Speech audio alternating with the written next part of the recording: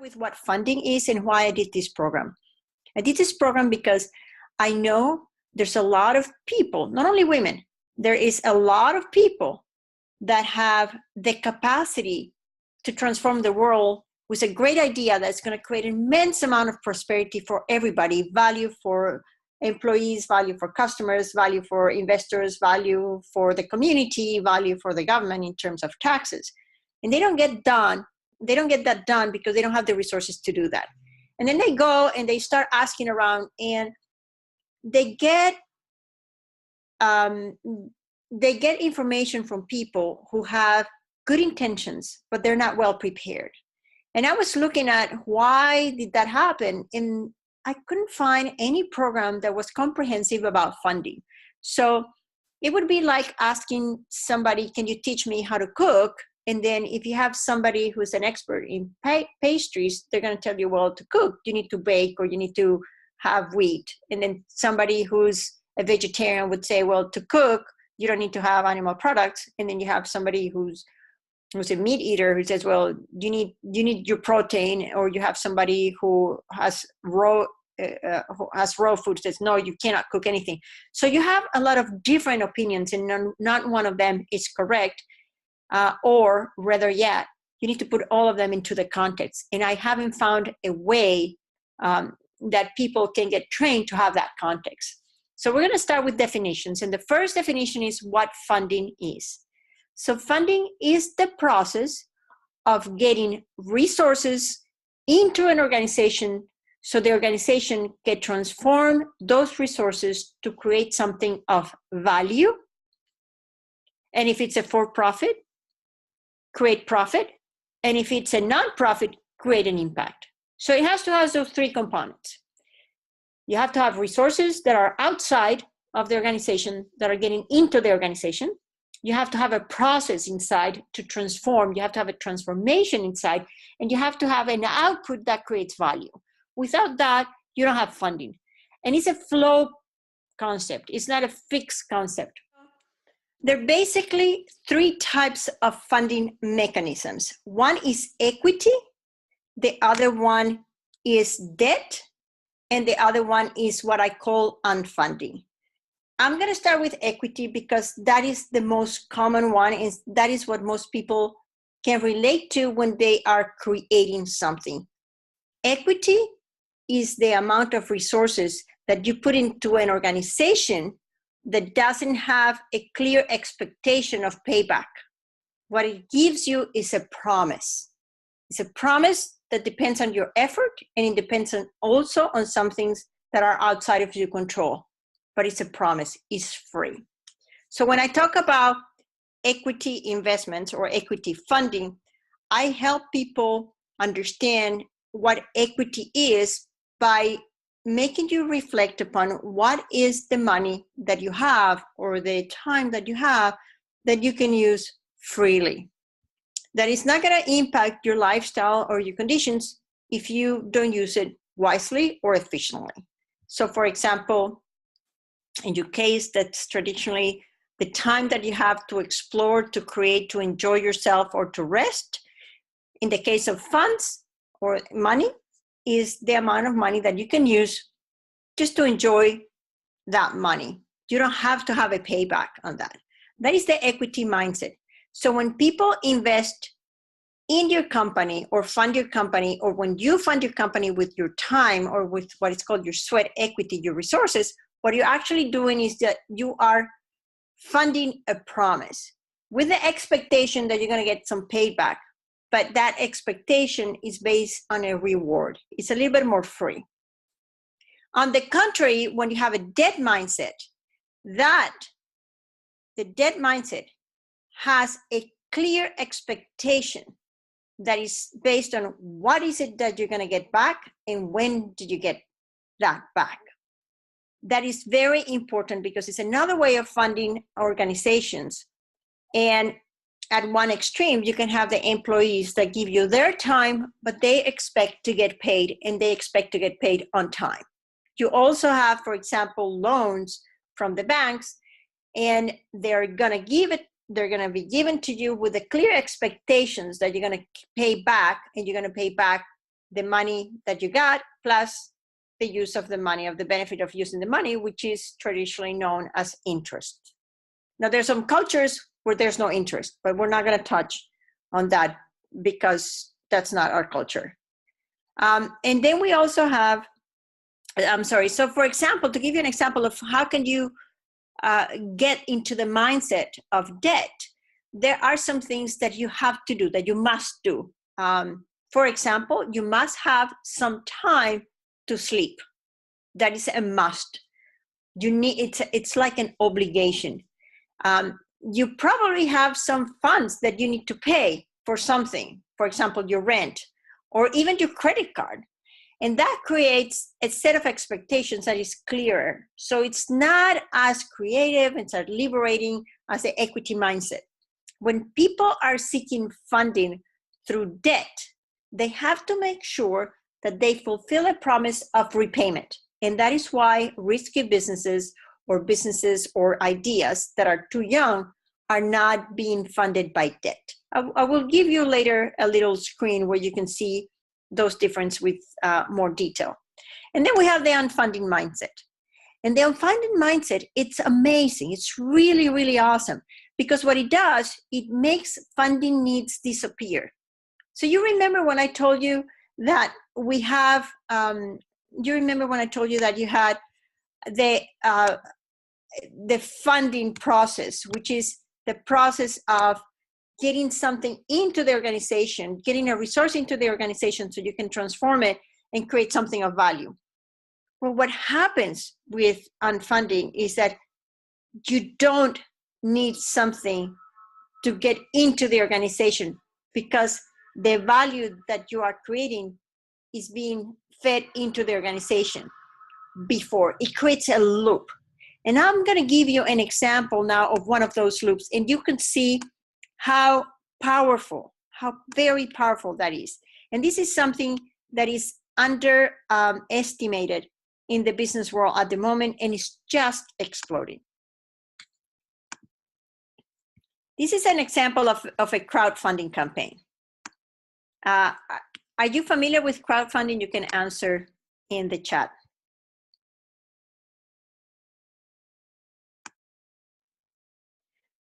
Well, crowdfunding is the process of getting people to buy into your idea before you create that. So this is an example of, this is a company that I invested in. I have to say that the CEO has done all of this by himself with very little support from me, but this has been amazing. This company is creating a video game, and this video game has raised almost $105,000 in 2 days. So I'm going to write down here 909 backers, and I'm going to write the amount of money they raised. And at the end of this conference, we're going to see how that is moving. It's not exploding, but it's moving faster. And crowdfunding is a mechanism that, as I said, is completely underused in the business world, and it's just exploding. This program, the Women Get Funded program, is going to be crowdfunded as well. And that allows us to do a lot of things. When you crowdfund, what you do is you tell a wide audience that you have something that is going to come and that they can tap into it. That allows you to explore markets, but it also allows you to test the market. So for example, if you're doing a crowdfunding and you're not sure if people are going to want a black pen or a colorful pen, this is from Google, then you can say, well, you can get this option or that option, and depending on how people react, you can choose which product to go into or not. But crowdfunding is one of the many unfunding mechanisms. You can do partnerships, you can do sponsorships, you can do a lot of other things. You can do pre-sales. You can also do collaboration. You can do joint venturing. You can do a lot of other mechanisms. And I have a website that is called Funding Your $1 Million Idea. that has those mechanisms that I just explained. So you can go in there and you can check, and it has a lot of very valuable information that is for free. And you can also see that on our YouTube channel. So those are the three basic funding mechanisms. Equity creates a promise, debt creates an obligation, and unfunding makes the funding needs disappear. There is no reason why you shouldn't use all of them. Why you should use all of them? Because equity is limited to the amount of people that can own a piece of your organization. And you don't want to have everybody owning your organization. You want to have a manageable organization. A lot of people here in Silicon Valley talk about venture capital and angel investors. Well, you don't want the owners to be too many, because then it's very hard to reach a consensus, or it's very hard to move forward. You want to have the right people to be in that partnership. It's a little bit like a marriage with a lot of people. But you want to manage that. You don't want a lot of partners in your organization. You want to manage that. Debt is very important, because debt is the cheapest money.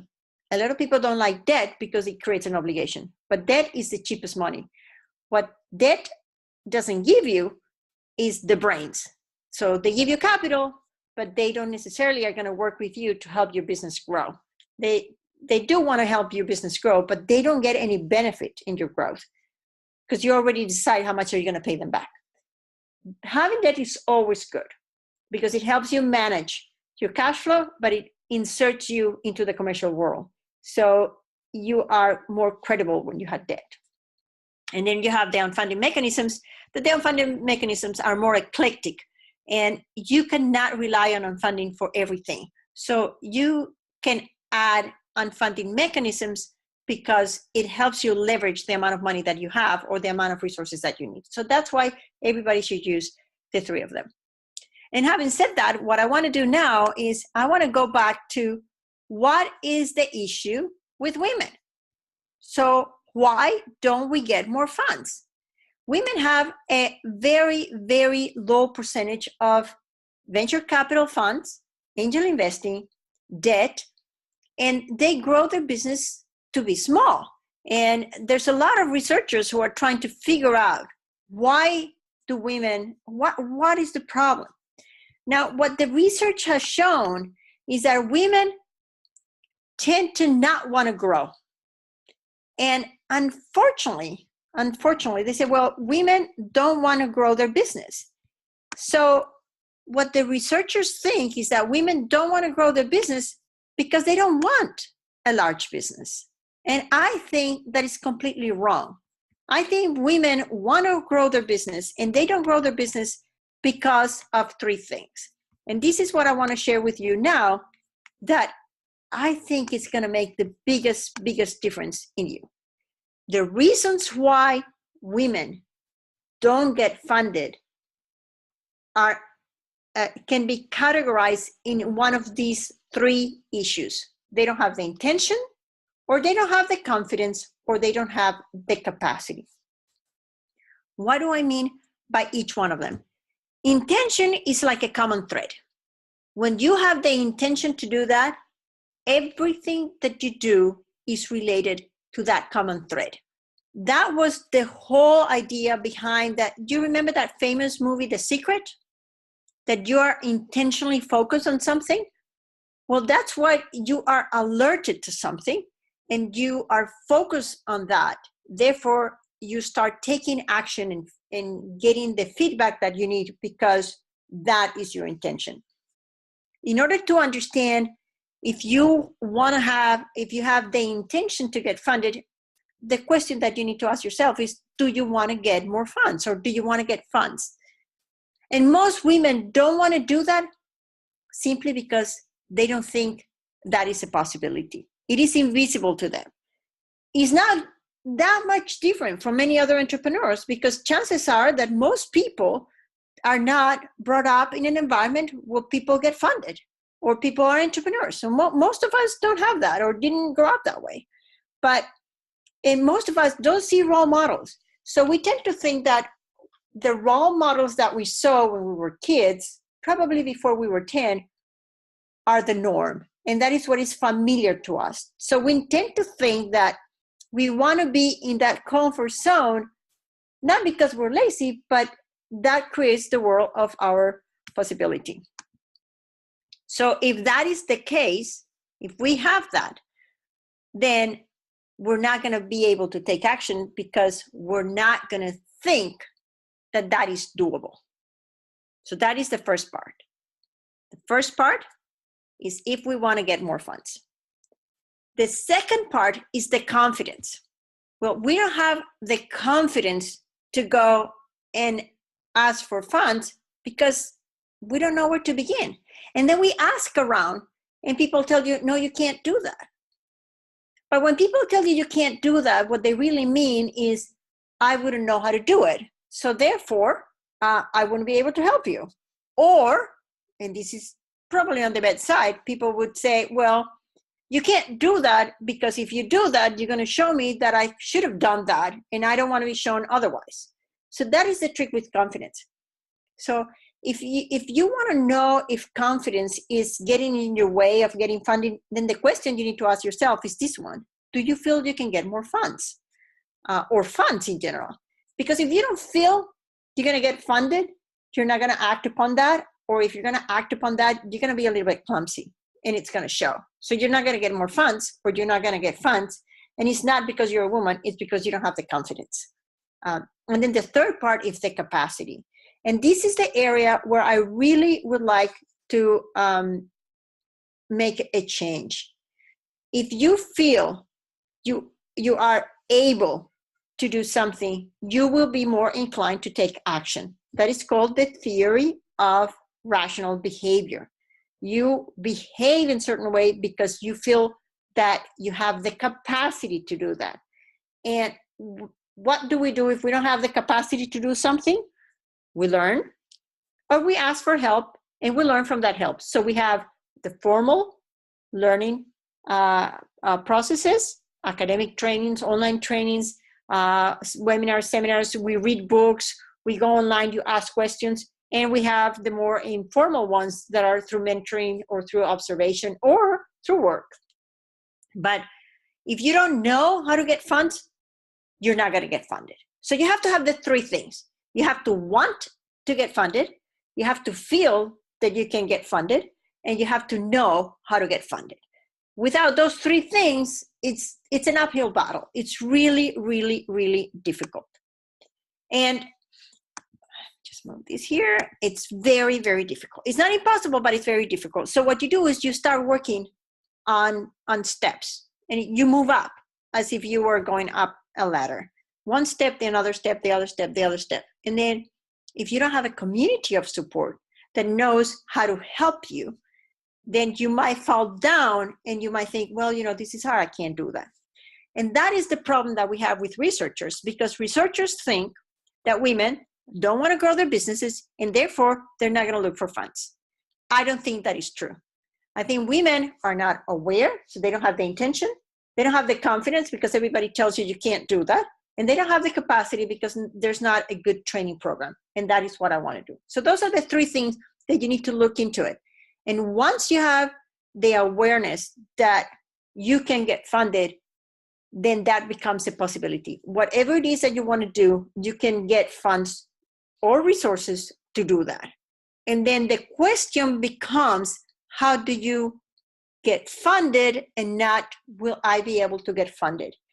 And whenever you get a rejection or you get a no, which everybody does, you stop thinking that you get a no because of something that is outside of your control. And if you stop thinking that the decision of getting funded is outside of your control, and you start thinking that the decision of getting funded is inside your control, you start looking for ways to support that argument. And that's the intention. That is the main thing that is behind all this funding, getting funded program. But you have to have the capacity to do that. You have to be prepared as well. So I want to, we have like 7 more minutes, and I want to, again, share with you how this funding thing works so you can have a glimpse of that. And I'll put this, I'll send that to you on an email. There are different types of funding mechanisms. As I said, on owners, family and friends, angel investors, and equity investors are all equity. Venture capital are all equity. And then you have short-term debt and long-term debt, and you have the stock market, and you have unfunding. For every stage of your business, from idea to planning to slow growth to reinvention to acquisitions, for every stage you have a perfect fit or you have a closer fit. And this is what I referred to when I was talking about funding as a cookbook. If you're going to make a dessert, chances are that you're going to have to use some sweetener or some sugar. If you're going to make a drink, chances are that you're going to have a liquid. If you're going to have a salad, chances are that you're going to have some fresh ingredients. So instead of working around trying to bend the recipe to create something, what is more convenient is to look at what ingredients do you have, to then look into what is the output that you can expect to create. So for example, if you have an idea, it is very unlikely that a bank is going to fund your idea because you cannot respond to the obligation that debt creates. It is very unlikely that you can have angel investors or equity investors or venture capitalists because you don't have the traction, you haven't demonstrated the commitment to the business. But it is very likely that you will fund the idea, you will provide the time and the money and the resources that you can to take that idea into a business plan. So that is the most convenient source of funding. And that is also another thing that we need to learn. There's a perfect fit for each one of the funding mechanisms. And finding that fit allows you to stop wasting your time and feeling that your business or your idea is not worthy. When it is worthy, it's just you're targeting the wrong mechanism. It is as if I tell you, I'm going to make a salad, and what I have is wine, water, sugar, and pasta. It's just very difficult to make a salad with those ingredients. So if your ingredients are ideas or products or patents or sales or talented employees, those ingredients can be reshifted in order to create your, in order to target your most, your best funding mechanism. And you always have to use the three of them, but that would help you move from one place to another. And crowdfunding, as I said, is just growing, and it's going to take on, there's a great convention in Vegas in October, and we're going to be part of that. So with having that said, I'm going to open this up for questions and answers, and thank you so much for being here.